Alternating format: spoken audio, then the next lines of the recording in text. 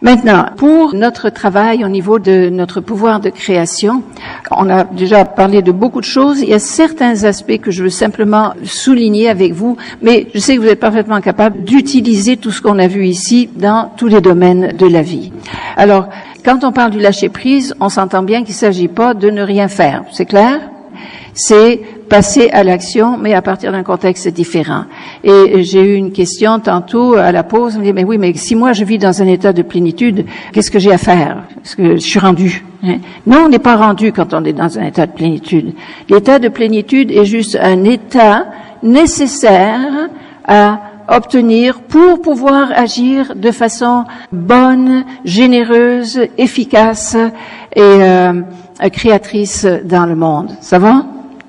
Donc, le but, et il faut faire bien attention à toutes les disciplines spirituelles, parce que si on fait une discipline spirituelle pour arriver à notre propre illumination, vous savez, on parle beaucoup d'ascension en ce moment. On veut ascensionner. On s'en fiche de l'ascension. Ce qu'on veut, c'est que sur cette terre, il y ait des millions et des millions de gens qui arrêtent de souffrir. C'est ça qu'on veut. En tout cas, c'est ça que je veux, moi. Et je pense que si on est ici, c'est ça qu'on veut.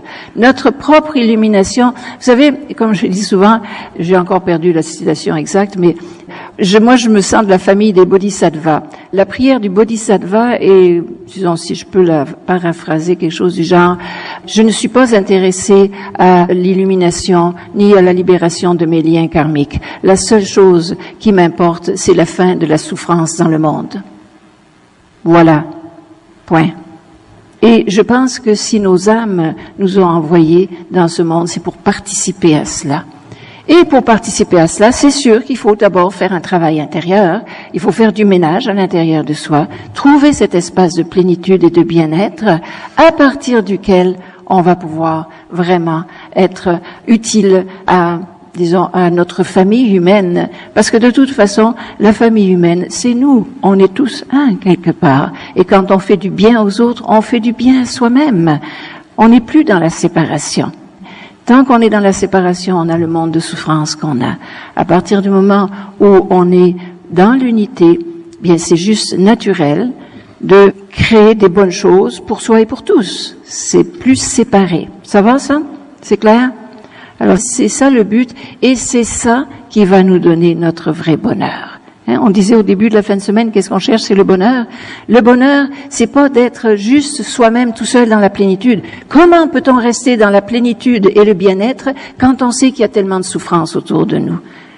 C'est pas qu'on va, disons, se démoraliser avec ça. Non.